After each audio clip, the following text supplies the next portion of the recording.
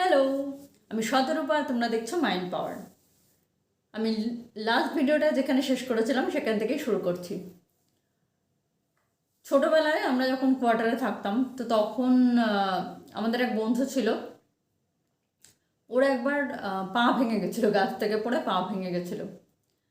তো সেই সময় হয়তো খুব ওই কবিরাজ বদ্যি এসব এসে আর কি হাড়গোড় জোড়া লাগাতো, এবং সেই ওর জন্য আর কি তাই ব্যবস্থা করা হয়েছিল, এবং ওর ওই ভাঙা হাড় জোড়া লাগাতে কবিরাজ এসেছিল, এবং সেই যে চিৎকারটাও করেছিল ঝাড় জোড়া লাগানোর সময়, মানে অসম্ভব চিৎকার, সেটা মানে এখনও আমার কানে বাজে। সেটাই আমার মাথায় ছিল, এবং সারা জীবন আমি খুব সন্তর্পণে চলাফেরা করতাম যাতে আর যাই হয়ে যাক আমার হাত পা যেন না ভাঙে। মানে হাত পা ভাঙলে তো ওই সেই কবিরাজ এসে জোড়া লাগাবে, ওই রকম ব্যথা পেতে হবে। সেই জন্য আমি সবসময়ই আর কি প্রচণ্ড চেষ্টা করতাম যে হাত পা যেন আমার না ভাঙে। আর সেখানে এখানে বলছে যে আমার দুটো হাঁটুই পুরো কেটে বাদ দিয়ে দেবে। বুঝতে পারছো তো, মানে আমি মানে কি মানে কতটা আমি ভীতু শুধুমাত্র হাত পা ভাঙার ক্ষেত্রে, সেখানে আমাকে বলছে আমার দুটো হাঁটু কেটে বাদ দিয়ে দেবে, কৃত্রিম হাঁটু লাগানো হবে। তো আমি কোনো মতেই আর কি অপারেশন তো করাবো না। ওই করে একটা বছর পুরো কেটে গেল, 2016 থেকে 2017 সাল হয়ে গেল। তখন বোনের বিয়ে ঠিক হলো, যেই গল্প তোমরা আর কি শুনেছ, সে ম্যানিফেস্টেড বিয়ে। বোনের বিয়ে হলো, বিয়ের আগেও সেই সবাই আমাকে বোঝাচ্ছে যে দেরি করিস না, দেরি হয়ে যাচ্ছে, অপারেশনটা করে নে, এরকমভাবে বিছানায় শয্যাশায়ী। তারপর আমি বললাম যে না, আগের বোনের বিয়ে হোক। আর আমার ধারণা অপারেশন করলে আমি মরে যাব, কিছুতেই আমি আর বাঁচবো না। আর আমার বেডরুমের একটা খুব সুন্দর একটা জানলা আছে, মানে আমার ভীষণ পছন্দের জানলা। তো সেই জানলা দিয়ে আর কি প্রচুর পাখি আমি দেখতে পাই। আমাদের বাড়িতে অনেক গাছপালা রয়েছে, তো তো প্রচুর পাখি আসে, এবং আমি ওদেরকে আর কি দেখি, আমার ভীষণ ভালো লাগে। তো আমার খালি মনে হতো যে অপারেশন করলে আমি তো মরে যাবো, আমি আর এই পাখিগুলোকে দেখতে পারবো না, আমি আর এই জানলায় এসে কখনো বসতে পারবো না। তো আমি আর কি খুব ডিলে করতাম যে না, আমি অপারেশন করাবো না, এরকমই আছে, ঠিক আছে। কিন্তু বুঝতেও পারছিলাম যে ব্যাপারটা ঠিক হচ্ছে না, একটা বছর ওরকমভাবে থাকা। তারপরে তো বোনের বিয়ে হয়ে গেল, খুব আনন্দ করলাম। ওই অবস্থাতেই হুইল চেয়ারে বসে বসেই বোনের সমস্ত শপিংও আমাকে ছাড়া করবে না। সেই কলকাতায় পুরো ঘুরে ঘুরে বোনের বিয়ের শপিং করলাম হুইল চেয়ারে চেপে চেপে, নিউ মার্কেট, কলেজ স্ট্রিট, এখানে ওখানে সমস্ত আর কি শপিং করলাম ওরকমভাবেই। বিয়ের শপিং করে বিয়েও হয়ে গেল খুব ধুমধাম, প্রচণ্ড মজা করলাম হুইল চেয়ারে বসে বসেই। তারপরে গিয়ে আর কি বাধ্য হলাম ডিসিশনটা নিতে যে না, এবার অপারেশন করতেই হবে। তো এবার সবাই খালি আমাকে বলছিল যে চেন্নাইতে যাও, অ্যাপোলোতে যাও। আর অ্যাপোলোতে আমি যখন শান্তিনিকেতনে ছিলাম তখন আমাকে অ্যাপোলোতে আমার মাসিও নিয়ে গেছিলেন। তো আমি অলরেডি অ্যাপোলোর ডক্টর দেখিয়ে এসেছিলাম চেন্নাইয়ের। তো কলকাতার ডক্টর আর অ্যাপোলোর ডক্টর চেন্নাইয়ের তো একই কথা বলেছিল, দুজনে একই কথা বলেছিল। এবং যখন অপারেশনের সময় এলো তখন আমাকে সবাই বলতো যে এখানে করিও না, চেন্নাইতে যাও। তো আমি কিন্তু একটা ব্যাপারে একদম ডিসাইড করে নিয়েছিলাম যে আমি যখন চেন্নাইয়ের ডক্টর আর কলকাতার ডক্টর একই কথা বলছে, যে তখন আমি তাহলে চেন্নাইতে কেন যাব।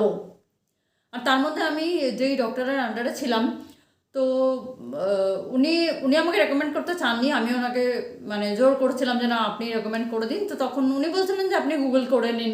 তা আমি বললাম যে না ডাক্তারবাবু, আপনি এরকম বলে দিন। আর আমি যার আন্ডারে ছিলাম সে সরি, তো সে আবার হুগলির যে অর্থোপেডিক হাসপাতাল আছে, তোমরা সবাই জানো, ওটা মানে ভীষণই বিখ্যাত হাসপাতাল। তো সেই হাসপাতালের ডক্টর ছিলেন আমি যার আন্ডারে ছিলাম। তো ডাক্তারবাবু কিছুতেই আমাকে বলবেন না যে অর্থোপেডিক সার্জনের নাম রেকমেন্ড করবেন না, আর আমিও ছাড়বো না। তো যাই হোক, অনেক রিকোয়েস্ট করার পর উনি একজনের নাম বললেন, doctor Joydeep Banerjee Chowdhury, JBC sir. ওনার কথা বললেন, এবং উনি তখন 4 নং হাসপাতালে দেখেন। কিন্তু উনি সেই সময় আমরির হেড অফ দ্য ডিপার্টমেন্ট ছিলেন বোধ হয়। আমরি তো মনে হয় উনি এখনও দেখেন, 4 নংকে এখন আর দেখেন না, কিন্তু সেই সময় ওই 2016-17 সময় দেখতেন। তো 2016-তে আমি একবার গেলাম ওনার কাছে। আর 4 নং হাসপাতালটা আমার বাড়ির খুব কাছে। তো সবাই যখন আমাকে বলতো যে চেন্নাইতে যাও, আমার দিদি আবার বলছিল যে আমাকে নিয়ে দিল্লিতে যাবে, এইমসে যাবে। তো সেটা অনেক সময় সাপেক্ষ ব্যাপার। কিন্তু আমি কিন্তু একদম মানে ভীষণভাবে আর কি দৃঢ় প্রতিজ্ঞ ছিলাম যে না, আমি অপারেশন করালে কলকাতাতেই করাবো এবং বাড়ির কাছেই করাবো, যেখানে আমার বাড়ির পাশেই এত ভালো ডক্টর রয়েছে, আমি কেন চেন্নাইতে যাব? সবাই এরকম চেন্নাই, এখন তো সব ব্যাঙ্গালোর হয়েছে, হায়দ্রাবাদ, এইসব জায়গায় যায়, কিন্তু আমি ভীষণভাবেই আর কি স্ট্রিক্ট ছিলাম যে আমি এখানেই করাবো, বাড়ির কাছেই করাবো, আমি দূরে কোথাও যাব না। তারপরে তো আমি চারণকে যাই, ডাক্তারবাবু আমাকে দেখেন, 2016 সালের কথা বলছি, দেখে আর কি বলে দেন যে যা যা সিচুয়েশন। এবং সেই সময় শুধু কিন্তু পা নয়, আমার দুটো হিপ জয়েন্টটা পুরো খারাপ হয়ে গেছে। ওই বললাম না, সকালবেলা একদিন ঘুম থেকে উঠে দেখলাম আমার বাপাটা ঝুলছে, আমি মেঝেতে, আমার পা আর নেই। তো বললেন যে দুটো হিপ জয়েন্টটা পুরো খারাপ হয়ে গেছে, দুটো হিপ জয়েন্ট প্লাস দুটো নি রিপ্লেসমেন্ট, 4টে মেজর অপারেশন আমাকে করতে হবে ইমিডিয়েটলি। 2016 থেকে 17-তে বোনের বিয়ে হলো, তারপরে আমি ডিসাইড করলাম যে হ্যাঁ ঠিক আছে চলো তাহলে, এবার করতে যখন হবে তখন আর লেট করে লাভ নেই, এবার তাহলে করা যাক। অনেক কষ্ট করে আর কি সাহস সঞ্চয় করলাম। তারপর 2017 সালের অগাস্ট মাসে আমার অপারেশন শুরু হলো, ফার্স্ট অপারেশন। 2017 সালে আমার 7 দিন আগে পরে দুটো মেজর অপারেশন হলো। প্রথমটা হলো বাঁদিকের হিপ জয়েন্ট, 7 দিন পর বাঁদিকের নি রিপ্লেসমেন্ট। এবং এই সময়টায় আমার প্রথম অপারেশনটার পরে যে ব্লাডটা লস হয়েছিল, সেই মানে, আর আমি একদম মানে ব্লাড গ্রুপও এমন, মানে এত রেয়ার এবি নেগেটিভ, সেটা আবার খুঁজে পাওয়া যাচ্ছিল না, মানে প্রায় মরেই যাচ্ছিলাম। যাই হোক, অনেক লোকজন অনেক কিছু করে, অনেক কষ্ট করে সেই রক্ত জোগাড় করে 4 বোতল রক্ত আমাকে দিয়ে বাঁচিয়েছিল। এবং তারপর 7 দিন পর আমার অপারেশন হলো হাঁটু রিপ্লেসমেন্ট, মানে 7 দিন আগে হিপ রিপ্লেসমেন্ট, 7 দিন পর হাঁটু রিপ্লেসমেন্ট, বাদিকটা পুরো হয়ে গেল। কিন্তু সেই যে ভয়ঙ্কর অবস্থা হলো, আমি প্রায় মরেই যাচ্ছিলাম রক্তের অভাবে। পরের যে অপারেশন দুটো ছিল, সেই সময় ডক্টররা একসাথে আমার করার রিস্কটা নিলেন না। 2017-তে আমার দুটো অপারেশন হয়ে গেল।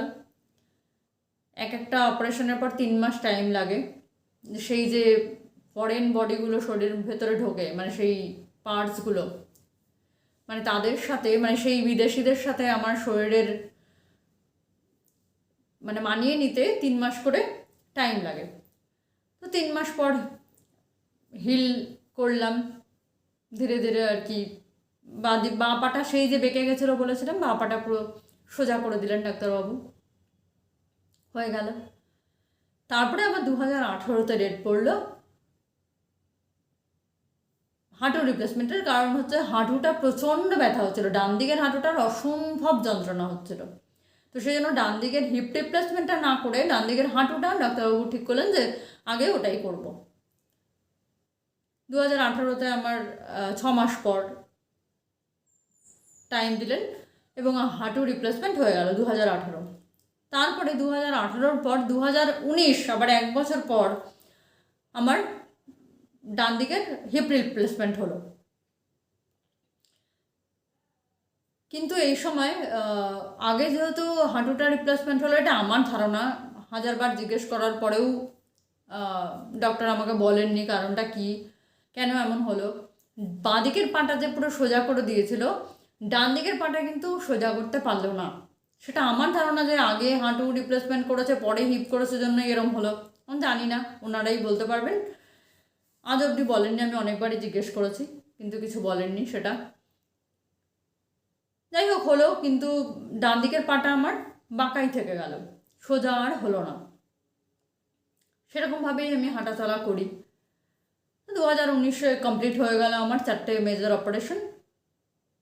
এবং তারপর ধীরে ধীরে আমি হিল করলাম, আবার সুস্থ হলাম। হুইল চেয়ার থেকে আমি ওয়াকারে এলাম, ওয়াকার থেকে স্টিক নিয়ে হাঁটতাম।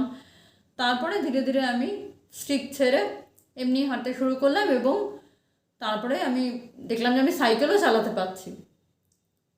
2020-তে আমি মোটামুটি আর কি ঠিকঠাক। তো আমি এত এই যে 2016 থেকে 2019, 2016, 17, 18, 19, এই 4 বছর ধরে এই এতগুলো মেজর অপারেশন, বিছানায় শয্যাশায়ী 4 বছর থাকা, ঘরে বন্দি জীবন কাটানোর পর আমি কখনো ভাবিনি যে আবার আমি হাঁটতে পারবো নিজের পায়ে সোজা হয়ে দাঁড়াতে পারবো। সেই যে বুড়ি ঠাকুমারা একদম পুরো কুঁজো হয়ে ঝুঁকে যায় না, ওরকম আমার অবস্থা হয়েছিল। আমি সোজা হয়ে দাঁড়াতে পারতাম না। প্রথম যখন অপারেশনটা আমি করতে যাই, সে সময় মামুন মানে আমার বোন অনন্যা, ও আমাকে একমাত্র বলেছিল যে all the best for new beginnings. আমি তখন ভাবছিলাম যে আমি বাঁচবো কি না, আমি আবার পাখিদেরকে দেখতে পারবো কিনা। আমি হাসপাতালে বসে বসে যখন আমার অপারেশন হতো, মানে টানা 14 দিন আমি ছিলাম প্রথম অপারেশন দুটো হওয়ার সময়, আমার মনে হতো আমি কি আবার ওই জানলাটায় গিয়ে বসতে পারবো, আবার আমি পাখিগুলোকে দেখতে পারবো। তারপরে যখন 14 দিন পরে আমি ফিরে এলাম, আমি দেখলাম যে আমি মরলাম না, আমি বেঁচে আছি এবং অপারেশন ভীষণ ভালো হয়েছে। তারপরে যখন এসে জানলা দিয়ে পাখিগুলোকে দেখতাম না, এত ভালো লাগতো, এত আনন্দ হতো। আর ভাবতাম যে বাবা কি ভয় পেতাম, আমি কি বোকা ছিলাম যে এই হিপ আর নি রিপ্লেসমেন্টের জন্য আমি ভাবতাম যে আমি মরে যাব। হ্যাঁ, মরে যাচ্ছিলাম, সেটা হচ্ছে রক্তের অভাবে। আর এত ভালো ডক্টর, স্যার এত ভালো ডক্টর। তো তোমরা এই ধরনের কোনো সমস্যায় পড়লে স্যারের কাছে যেতে পারো। স্যার এখন নিজেরই হাসপাতাল খুলেছেন, JBCH সল্ট লেকে, সিটি সেন্টার 1-এর মানে খুব কাছেই ওটা। সেবা হাসপাতাল আছে সল্ট লেকে, ঠিক তার গায়েই লাগানো স্যারের হাসপাতাল। আমার লাস্ট অপারেশনটা স্যারের হাসপাতালেই হয়েছে, বাকি 3টে চারনাকেই হয়েছিল। তো আমার মনে হলো যে তোমাদেরকে আমার জানানো উচিত যে এরকম সিচুয়েশন থেকে। এবং সে সময় তো আমি ল অফ অ্যাট্রাকশন জানতাম না। মামুন আমাকে প্রথম আর কি উইশ করেছিল যে হ্যাঁ নতুনভাবে আবার শুরু হবে, এবং সে সময় আমি বিশ্বাস করো মানে আমি ভাবতাম আমি তো বাঁচবই না, আমি আবার যে নিজের পায়ে দাঁড়াতে পারবো, ওই হুইল চেয়ার থেকে উঠে নিজের পায়ে দাঁড়াতে পারবো এবং আমি সাইকেল চালাতে পারবো এবং তারপরে আমি আবার চাকরিও করতে পারবো, সেসব আমি কখনো ভাবিনি। মানে এই যে আমার নতুন জীবনটা, এখন তোমরা আমাকে চেনো যে আমি ল অফ অ্যাট্রাকশনের কোচ। এর আগে অবধি আমি স্কুলে চাকরি করতাম, সেটা আমি আর কি জানতাম না যে এরকম আবার আমার জীবনে এত কিছু ঘটতে চলেছে। তো ভিডিওটা অনেক বড় হয়ে যাচ্ছে, আমি নেক্সট পার্টটা মানে এর পরের যে কথাগুলো সেগুলো আমি নেক্সট ভিডিওতে বলছি। ঠিক আছে, সবাই খুব ভালো থেকো, দেখা হচ্ছে খুব তাড়াতাড়ি। বাই।